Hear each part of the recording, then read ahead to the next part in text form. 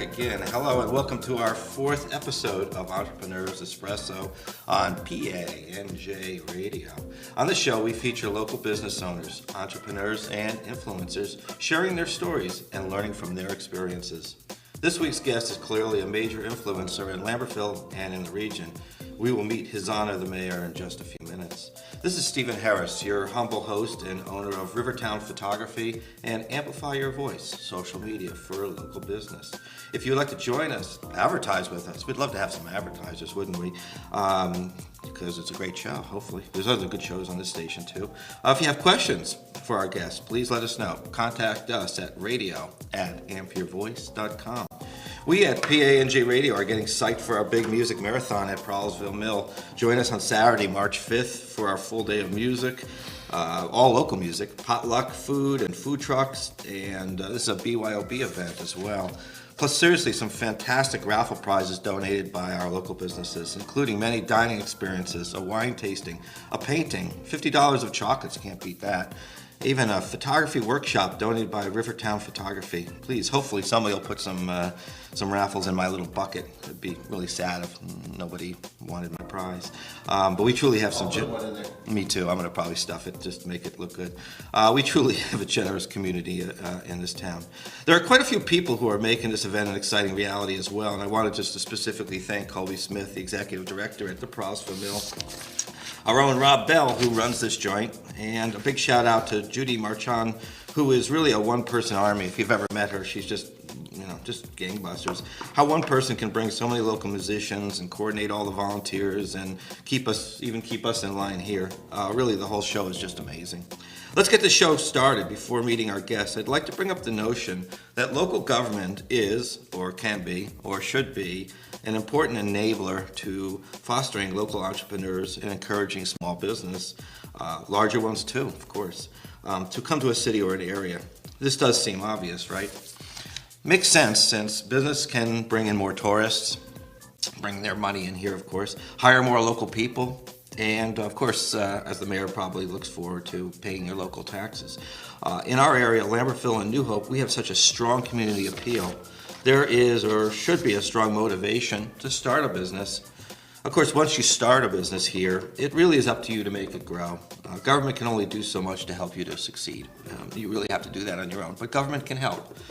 Local government can set the tone for the community, creating a value system that helps attract tourists, encourages locals to shop locally. That's really big. We saw that last week with Greg, talking about how he focuses on the locals to come to his toy shop, and then anything else after that is just a bonus. To draw more people who want to live here like we did, and of course for some to take that big step in opening up their own restaurant or gallery or store. I also think it's critically important for business owners, new or existing, to be part of the local government voice. The Chamber of Commerce has an important role, but I think you still need to plug yourself into the government to help voice your concerns or present ideas that could affect policy. Too many times I hear business owners complain, and I hear, and I know the mayor does too, but they don't seem to want to get involved, and that's a big disconnect for me. They tend to complain, but not offer up realistic solutions. Complaining is easy, but leading is not so easy. Government is not perfect, but if you aren't going to participate, then you'll just have to accept what's being presented. We will ask our guest about how local business can have their voice heard, how they can and should participate effectively in their government's own government. Our guest should have some excellent advice for how business can work with city government, since he has been mayor for 25 years, not 29, 25 years. 25 years, that's a huge commitment to this wonderful place. I call it home. Many of us also call it home, and it's where we have our business. 25 years. We'll talk about that a little bit. So, Mayor David Vecchio, welcome to our show. Thank you so much. And you pointed out something very significant and what is so special about our community, and that is when people move here, pretty quickly they call it home. And that's one of the things that makes it so special, is people feel so comfortable living here that, many times they live here and stay. So it's a special place to live. I think it's a special place to have a business. And, certainly I've been fortunate enough to be in this position for the past 25 years, as you mentioned. And it's something I don't take lightly. And, we've had a lot of success in a lot of different things. For instance, when I first took office in 1991, the city was in a much different situation. We had 5 significant vacant buildings. Old Trenton Cracker had just been destroyed by a fire. Diamond Silver was closed. La Rochère, where Riverwalk is, that was closed. The building where Diamond Forwarders, Belmont Forwarders, where Rojo's is, that building had just closed up. And of course, the Lambertville House was closed up. So, we had quite a challenge, and, we worked to get different people to come in, and sometimes we used public money to entice them. For instance, in the Lambertville House, we loaned George Michael $744,000 that we had gotten from the federal government and called a UDAG, Urban Development Action Grant, and we'd loaned him that money to make that project more feasible. With La Rochère Riverwalk, they needed help in terms of upgrading the building, in terms of the electrical work, in terms of some of the other infrastructure, and we got money from the state and we loaned them money for that. At the OTC, where the brewery was at one time, and the brewery helped make that a significant property, Riverwoods Brewery, of course, we loaned them money for their bottling line. We actually got state money for that and loaned them to that. So we've participated and we've worked with developers early on to invest in our city and to take these properties that were previously just closed up and make them productive properties on the tax rolls. And the important thing about what we did is we did it without creating more infrastructure. So the thing that's significant about it was using existing infrastructure, which made it, I think, much more appealing in terms of the different neighborhoods, because they were buildings that were already in existence. The other thing that happened over the time period is we looked at our government and the size of our government, and over time we've downsized it. Just like a lot of businesses are doing more with less, we are actually doing more with less. When I took office, there were 13 police officers, now there are 9. There were 6 people in the Public Works Department, now there's 5, and they're actually doing more work than they've ever done. We do single stream recycling, and we just started a food waste program where we're actually taking food waste, additionally into the single stream recycling, and additionally to garbage that gets done weekly. The court had 3 people. We took that down to 2.5 people. The clerk's office had 2.5 people involved in it. We took that down to 2. And the tax collector had 2 full-time people, and now we changed that to 2 part-time people. And because of that, we've been able to restructure our budget, restructure our financial situation, and now with a budget of less than $5 million, we have a surplus that's over $1 million, and we've actually, when many public institutions are getting downgraded by the rating agencies, we've actually been upgraded twice in a row by the rating agencies, which makes us cheaper when we actually go out and borrow money.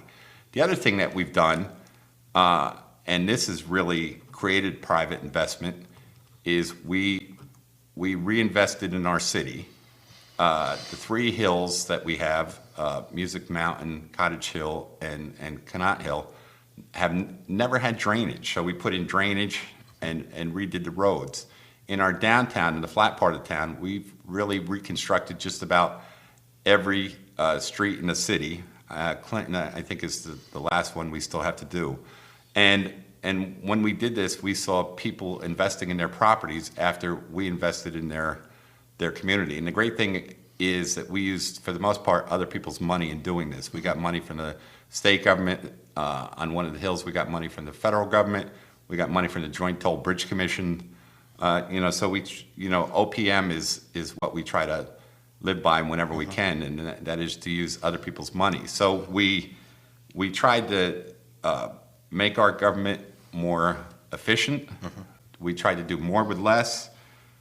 We invested in our downtown. We invested in our infrastructure, and we took vacant properties that were non-productive and we made them productive. And the reuses are great. OTC, where is a great reuse. The Diamond Silver is a great reuse. Obviously, the Lambertville House is one of the most important properties in town. Riverwalk is great, and of course, Rojo's and the ballet at are a great reuse of that, as well as some of the smaller uses in the building, and now Liberty Hall. So it's been a challenge, but we've been able to do a lot of things, and I think a lot of that has created private investment where to match what we've done. Yeah, and there's another town. I mean, all those things. I could see another town up the river from us that it looks like it was in that same stage in 1991. That where they have a lot of vacancies. There's only a few businesses. I won't name that town because the last time I did, somebody slapped my wrist for calling it a poor little town. But you could see where their potential could be and should be actually. But before we talk a little bit more about what's going on in the town today in the business environment, why don't you give us some background of who you are? I mean, besides being mayor, who are you? Tell us. Well, let me see. Besides being an avid Jet fan, I'm a. And I don't apologize for this in a town that's, supports the Phillies and some of the older people still support the Yankees. Yes. In football, it's certainly an Eagles town. In hockey, it's certainly a Flyers town. So in a city like this, I am a Mets, Jets, Knicks, Devils fan. Devils, all right. Good. And not ashamed of it. And I think people respect the fact that you're a fan and you're a fan of your team, and that's it. It's just like when Ed Rendell was governor of the state of Pennsylvania.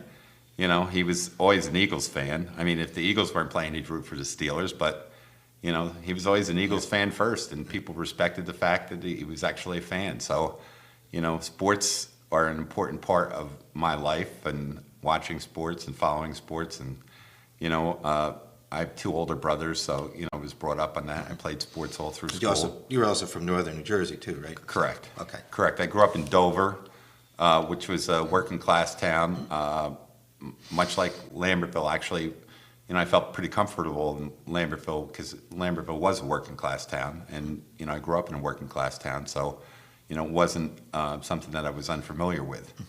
When I first ran. It's a story, I embellish it a little bit, but it's close enough. I filed my petitions, and city clerk said, "Who are you?" And I said, "Well, I'm going to be mayor for the next 20 years." And she kind of laughed and, patted me on the head. And, that was 25 years ago. So, yeah. But, it wasn't, I was previously involved in politics. I was working in the Florio administration. And so I relocated to Trenton. Okay.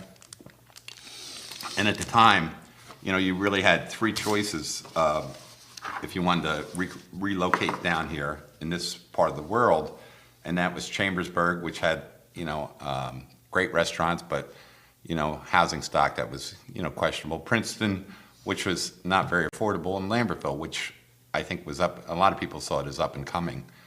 So I located here, and since then I've been recruiting.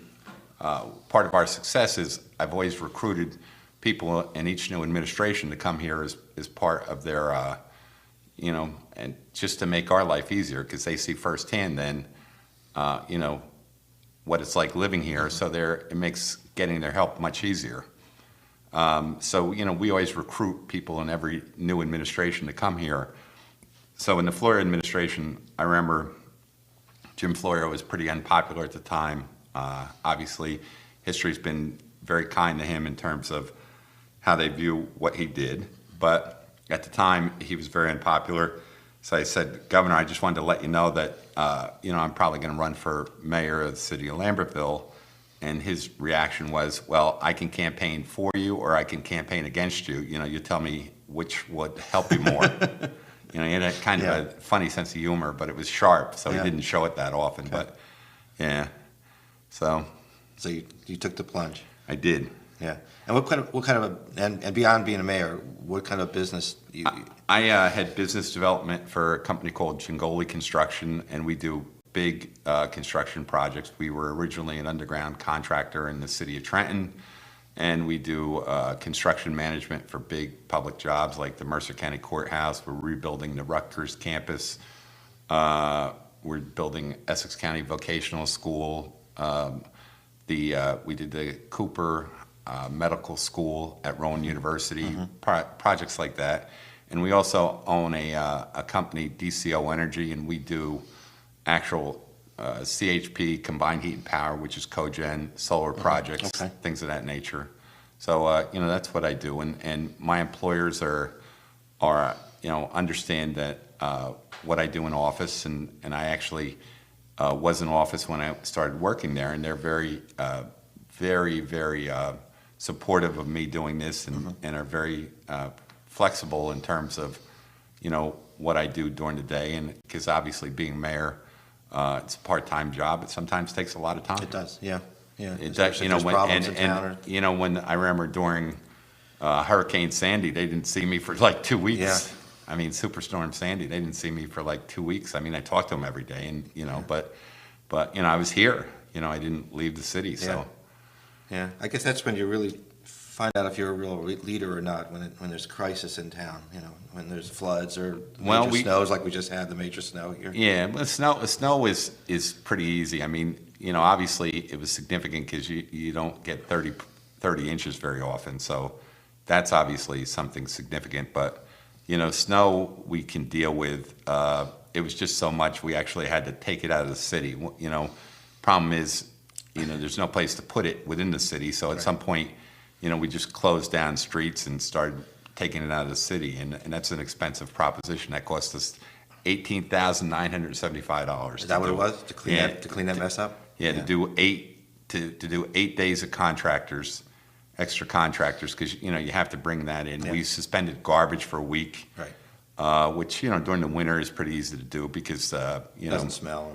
Yeah, exactly. In the summertime it's a little more of a challenge, but obviously you don't have snow in the summertime. But in the winter you can do things like that. But the floods are really something difficult to deal with. We flooded during Hurricane Floyd. We flooded in 04, 05, 06, and we did during Irene.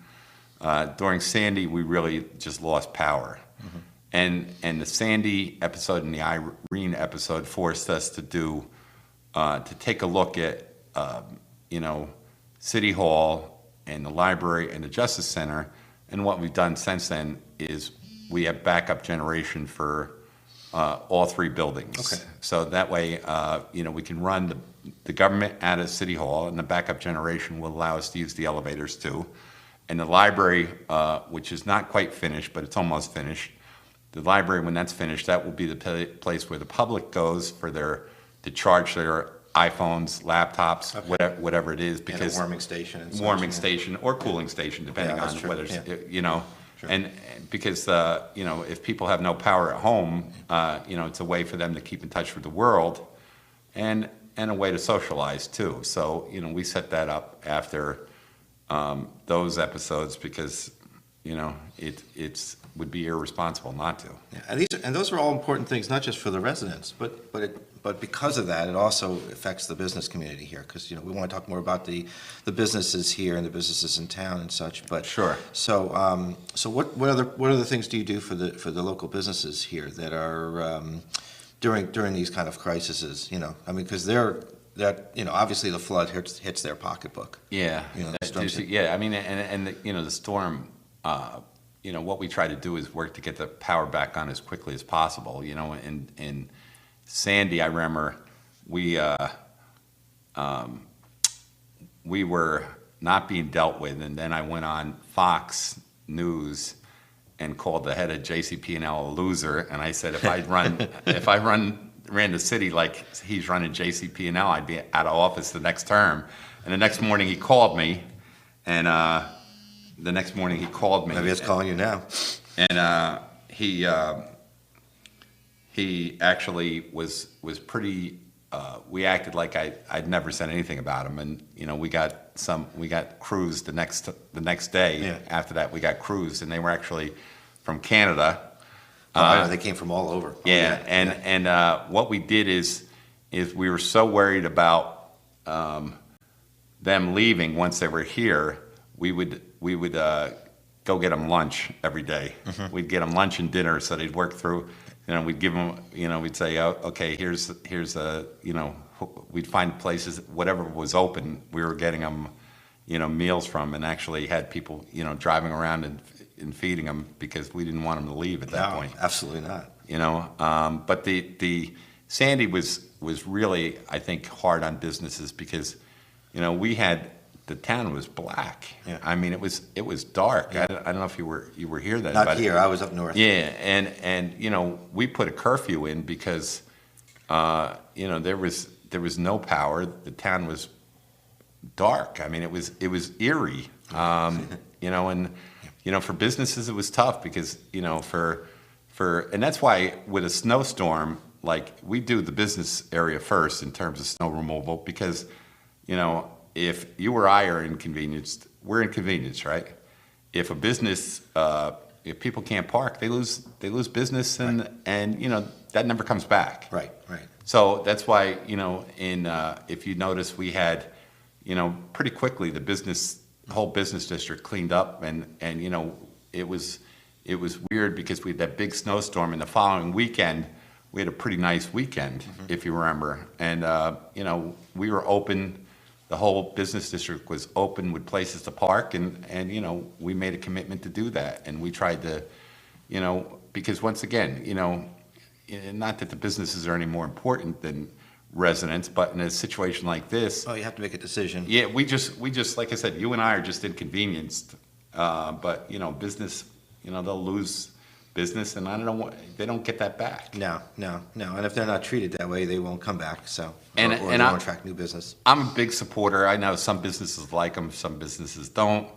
I think the Shad Festival is a great event, and I told the chamber at one point, you guys are going to make a decision on whether or not you run it or not. Because if you're not running it, we'll take it over and we'll run it. Because I think, I'm a big believer in that. I don't know if someone may not do well financially on that weekend, but it shows off the town in a very positive light, and I think people, ultimately make money off the year from the Shad Festival, and I think we set up another event, which is the parade with New Hope. Yep. New Hope does Yep. this. New Hope Celebrates, which Yep. is really a gay pride event. Yep. And I kept saying to them, why don't we do a parade? Given our communities, why don't we do something across the bridge? And finally, they said, you know what, that's a pretty good idea. And it was a cool thing. Yeah. And we started that, and it's still their event, but I think the parade is, that way we participate in it, and I think it's good for the town, and certainly I think the food truck event was for attracting younger people. I think it was a very good event for the town, and I think all these things, add to who we are. Yeah. In a future show, we'll be talking about how businesses can actually leverage these events like Shad Fest and the food truck and even the Pride events and such, so that they can actually achieve business even if they're not getting business that day. So, okay, well, we're going to take a quick break, listen to some advertising, and then we're going to come back with the mayor and talk more about the here and now in town. So stay tuned.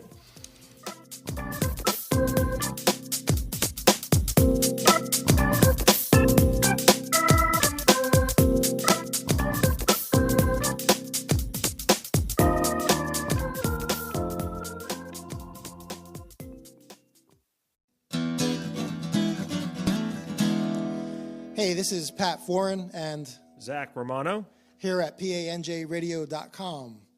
When I have time, I'm hanging out here at the studio. with the Shack Radio Boys.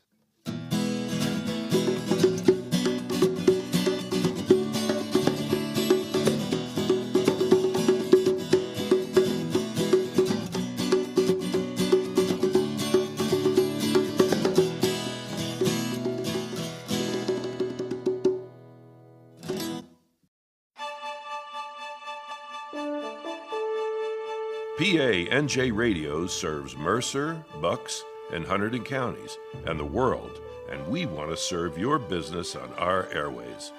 Commercial rates start at just $50 for a 30-second spot on your favorite PANJ show.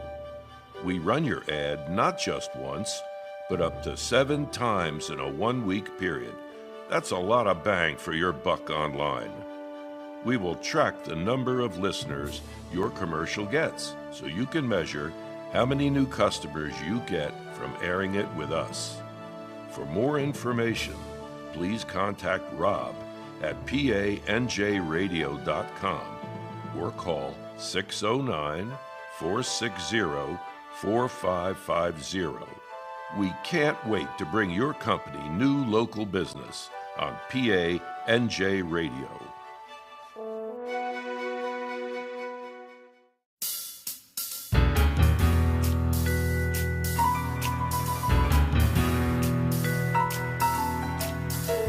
Are you having fun running your business marketing? Or does online marketing and social media overwhelm you? Would you like to use Facebook, Twitter, Pinterest, Instagram, Snapchat, or LinkedIn, to name just a few online social marketing opportunities to market your business successfully? Amplify Your Voice can help. We work exclusively with local businesses in the PANJ radio target area of Hunterdon, Mercer, and Bucks counties, offering social media workshops, one-on-one coaching, managed services, direct online marketing, and web design. Contact us today at 973-615-5287 or email us at radio@ampyourvoice.com for a free no-obligation review of your online marketing. You can also visit us at www.ampyourvoice.com. Amplify your voice in a crowded market. Together, we will put the fun back in your business marketing.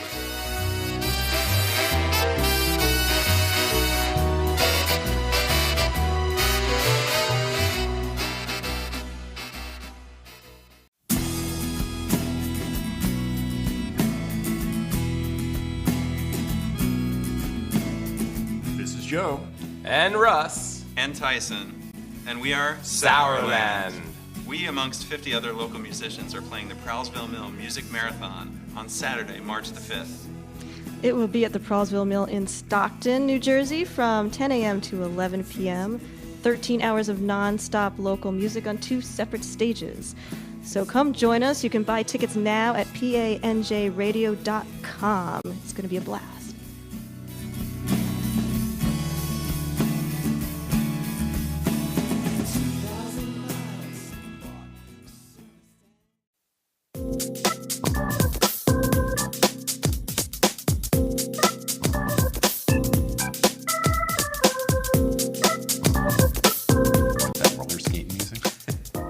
Welcome back to part 2 of Entrepreneur Espresso. Here we're with the mayor of Lambertville.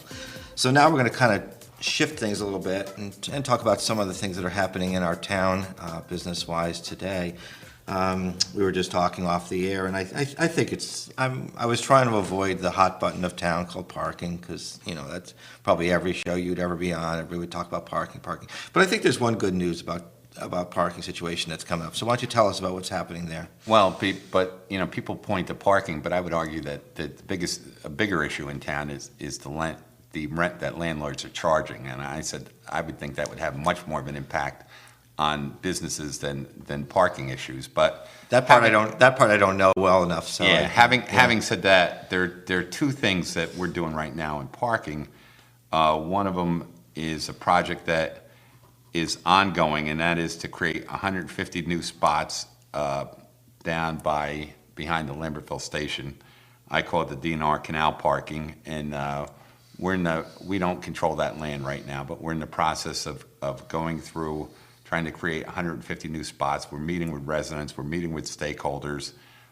We've done we think we could, we're not sure what it would cost us to get it from the state, but assuming we could, but we think that we could pay off the improvements in 6 or 7 years, which if you were making a business decision, that'd be a pretty decent business decision that you'd be making. So we're going through the process of talking to all the stakeholders down there, the rowing club, Splash, the boat club, and now all the residents who are, live adjacent to that who have concerns about it. So, those discussions are ongoing, and, we'll see where that goes. Now, the other thing we're doing is March 15th, Restaurant Week is March 20th. Correct. So on March 15th, our goal is to roll out a new program that we're doing, which is pay by cell phone. We're doing that with Park Mobile. Right now, that's in New Hope. It's Correct. also in New Brunswick, New Jersey, also in Montclair, New Jersey, and a couple other places. Okay.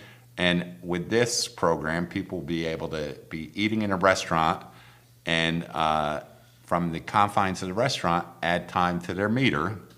If it's taking longer than they thought it might, or let's say they want, another drink or dessert or whatever, they'll be able to, sit in a restaurant, or let's say they're in the People's Store and they're going through the People's Store, which, you could be in there. You could be for hours. You could be there for days, probably. Yeah. And so, they'll be able to, join. It's real self-explanatory in terms of the app. You just follow the directions, and then, you use your credit card, and you could add money to your meter from the confines of whichever property you're in the city. Mm-hmm. Now, you talked, and that's an important aspect for business, because that's their customers coming in. And if their customers can come in, they can stay a little bit longer. If there's more spaces in town, that's all a positive impact on the business community. So I agree with that. You were mentioning rents and such, and I mean, a lot of that you can't control. So Mm-hmm. I wouldn't think you can control the situations with rents. But how are we looking as far as vacancies in town, and maybe also if there's, any push at all for that like we were talking before, the old brewery, is there, any possibility that'll turn into something? But how's the vacancies look in town from your perspective? Well, you see vacancies come up, but the good news in that is they don't seem to stay vacant very long. They've been turning over pretty quickly. Yeah, they do. So it's not like you see a property that's vacant and you see it vacant for a long period of time. Usually, that they roll over pretty quickly. So that's, I think, a good sign.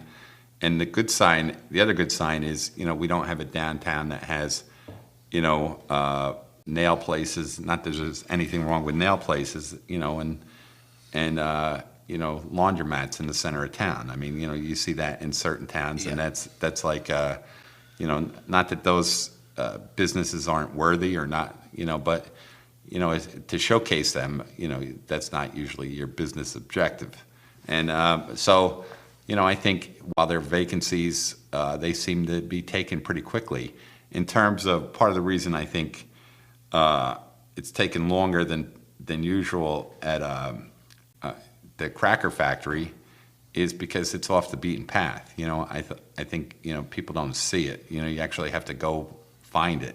So I think that's why that's probably taken longer. And also I think the people who own it are probably not as aggressive in terms of filling the space as some other people are. That's the brewery? Yes. Okay. Yeah. Okay. For us who haven't been here long enough to know it Yeah. as a Cracker Factory. So. Yeah.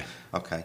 Yeah. That's a great big space, but I guess Yeah, there's not much you can do about it. I remember when that was in October the year I was running, 1991, that was destroyed by a fire, and then I called Prepco, the people who owned it in St. Louis, and I said, why don't you just donate it to the city, and let us.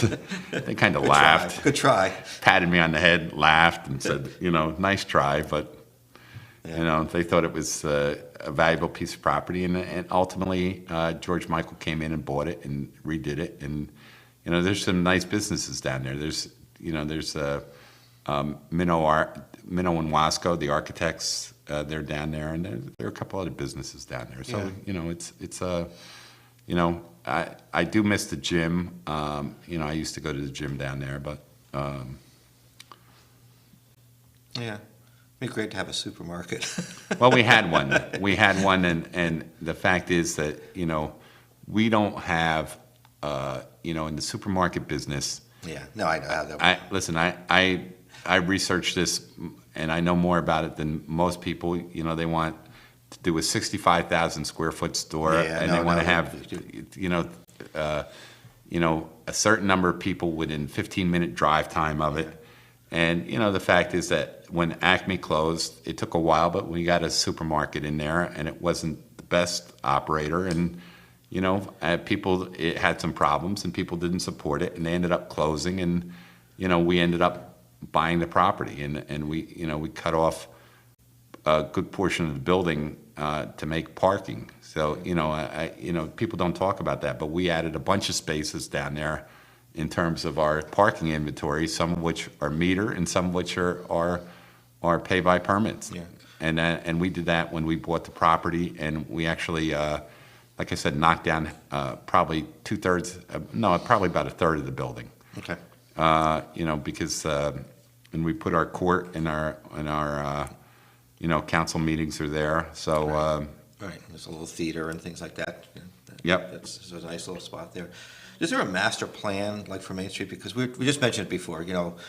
Other towns have a laundromat. Well, the one that I know of just went out of business. But has a laundromat, has medical supply companies, things that are not conducive to a tourist type avenue. I mean, the city does have a master plan, and fortunately for us, we are very lucky in that.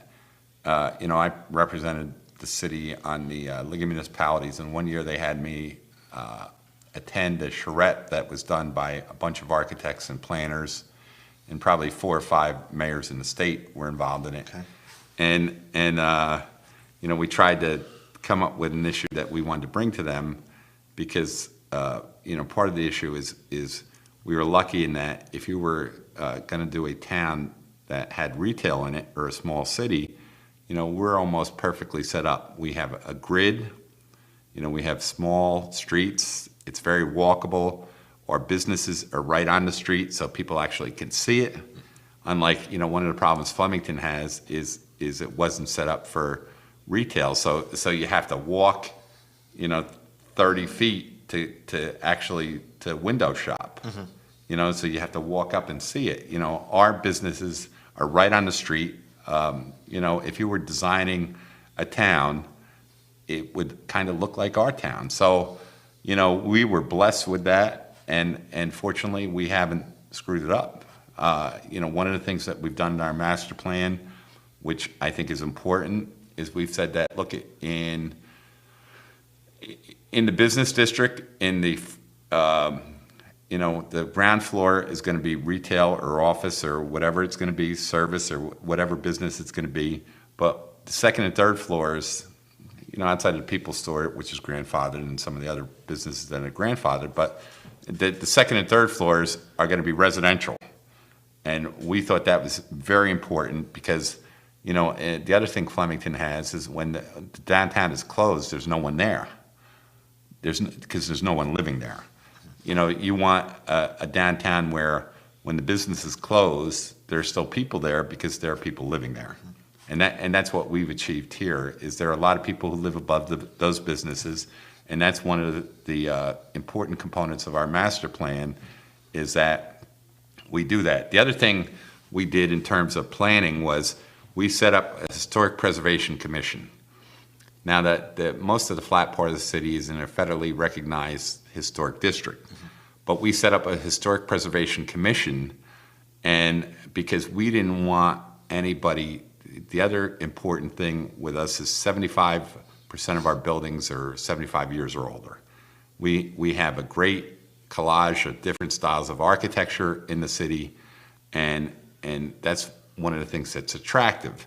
And we didn't want, we didn't want people from in terms of their business doing things to these properties that would affect the long-term viability of our downtown. Right. And flashing fast food signs. Or just changing the building. Yeah. So we set up the Historic Preservation Commission to preserve the integrity of the buildings as they are now, because we think that's an important component for making our downtown viable, the fact that it looks the way it does. Mm-hmm. And the other thing we did is we said you couldn't knock down a building. unless you really had, an outstanding reason to do it. You wouldn't be able to knock down a building because, and that we were the only people that could be involved in parking. You couldn't set up your parking business, because parking is a valuable commodity. So we didn't want anybody knocking down a building and saying, okay, I'm going to knock down this building and I'm going to have parking here. Like every block in New York City. Yeah. So we didn't want that. So we set up the historic. Once again, we set up in our master plan. The ground floor is going to be retail or office or service or whatever it's going to be, and the second and third floors are going to be residential. And we think that's important for keeping the downtown viable. And that's people driving through when the businesses are closed and it's still looking open, right? Yep. So that was one thing. And the second thing we did was Historic Preservation Commission, which prevented people from screwing with a building that affected the integrity of the building. Because once again, you talk to people all the time. The way our town looks has a lot to do with the attractiveness of it as a community, right? Right, and the same in the neighborhoods too. Yeah. There's business shows. We're talking about the business part, but the same sort of manifests throughout. If you go down to a shore town, they take all the old houses out and they put a prefab thing in that doesn't fit the character. That would just destroy this. The romantic part of this town. Yeah, so we don't let people do knockdowns. Yeah. Your building has to be in dire straits for you to have a knockdown. I mean, and even then, we probably work with you in a way to save it. But there's no question that the one of the attractive things of our community is the way it looks. And like I said, we were given the grid. That's great for business and it's great for retail. And once the architecture, I think we were lucky in the 50s and 60s when people were doing the worst things to their properties. As a community, we were probably at our poorest, so that was probably to our benefit ultimately. Because people did, when we were growing up, people did some nasty things to beautiful properties, and not here, but around the country, and because it was just a different way of thinking, and I think now there's much more respect for the way a place looks, and I think we have that in our community. So that's an important part, and I think it's underrated in terms of the business community. It's underrated in how good we look, because how good we look definitely has some impact on if you go to a town and you've never been there, how it looks matters. It's part of our brand. Yeah, it's like internet dating. How it looks matters.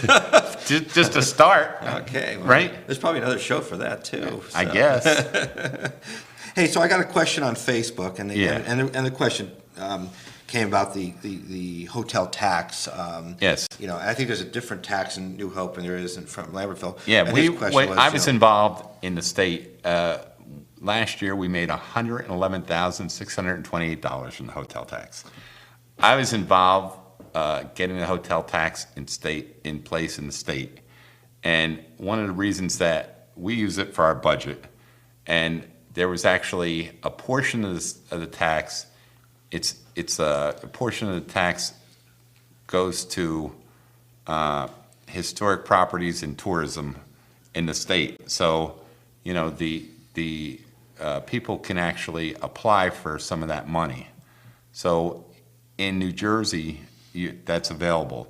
So we have a 3% tax in New Jersey that locally, and that 3% all goes to the city, and we use that city. Like I said, we use that for our budget, and it's it was $104,946 2 years ago. Last year it was $111,628. Okay. And actually, maybe this is very much related then, is what types of programs, if any, does the city have to helping small businesses start or maintain here? Is there anything that's available to them in kind of incentives, any kind of tax programs, any type of business support programs? There's probably more with the state, and it's probably about relocation. Okay. And like I said, we found state money, and we helped some businesses and it's all driven by job creation.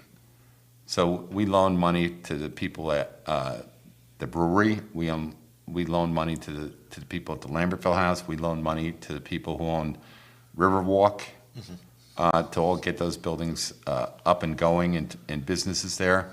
But in terms of just an everyday business, It's harder, yeah. It's harder. And one of the things that I've always talked about, and I think it's now that the chamber is a different entity and a probably more progressive entity.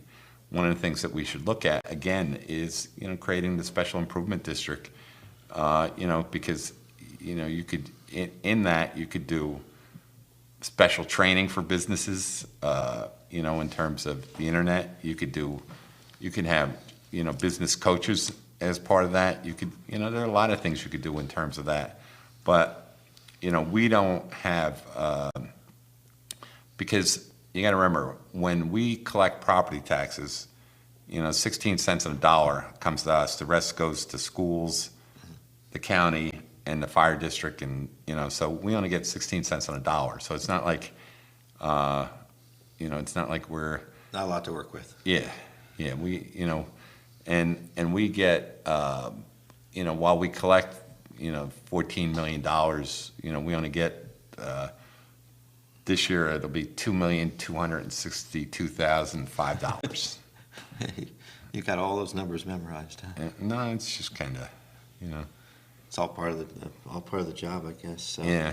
So let's talk a little bit about how businesses can work with the city government, and you're kind of alluding to that because we have the Chamber of Commerce. I was going to say really quickly. You mentioned about the special programs and having coaches. We're going to be interviewing Jean Murtha. Jean has Bucks County SCORE, so there are programs that are available to small businesses to they can get some mentoring and help and such. But as far as the town, now, how can a business plug themselves into government and be effective? How can they get their voice heard? I have been, when I was on the chamber and I would walk around town, I became a bit of a lightning rod, and I'd be like, well, if you have issues or complaints about anything, it could be the beautification of the street. You should be talking to your council. You should be talking to your mayor. You should be talking to somebody. So, and they look at me as if, like that doesn't go anywhere. Well, then guess what? Then nothing's going to get solved. So tell me how people can. They couldn't be more wrong. We, I think, are probably one of the more responsive governing bodies that you'll ever see.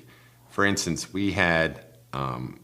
And I wasn't saying you weren't either. No. I didn't. I'm just saying this is sort of in response to your question.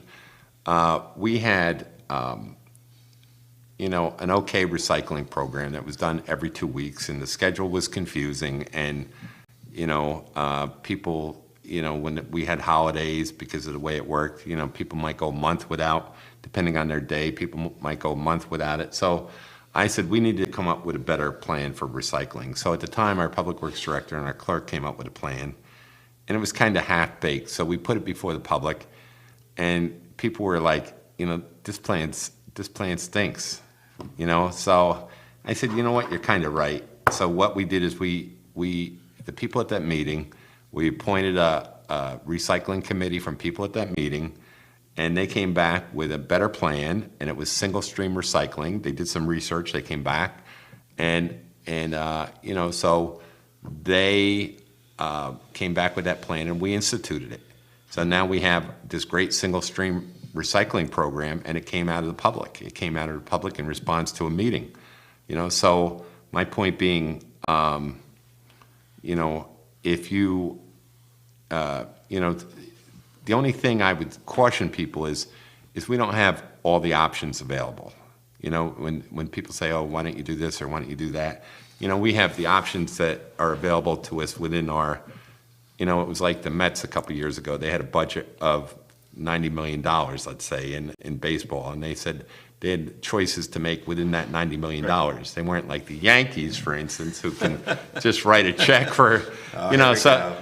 but you're right, yeah. So we were like the Mets. We have choices, but we don't have unlimited choices. So I would say if there's something that's going on that you think can be better, you think we could do better, you think we should be doing, that's how the food waste program came about. We're going to have 10 restaurants this year in the food waste program.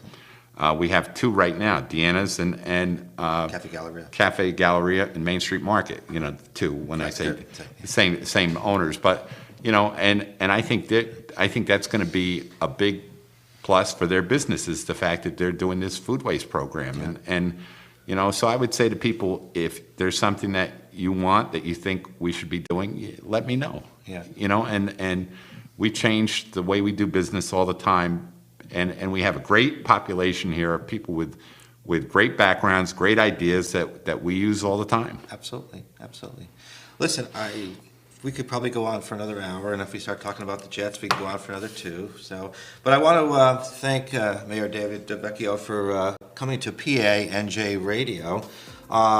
This was a really great conversation, and I'm sure we'll do it again. We should probably do this as a checkpoint on a periodic basis to see what the state of the town is. Thanks, Steve. Thank you. You're welcome. Our next show will continue to feature businesses, entrepreneurs, and local influencers. And if you want to be a guest, as I mentioned before, contact us at radio@ampyourvoice.com. And please join our Facebook page, Entrepreneurs Espresso. So until next week, stay inspired. Thank you.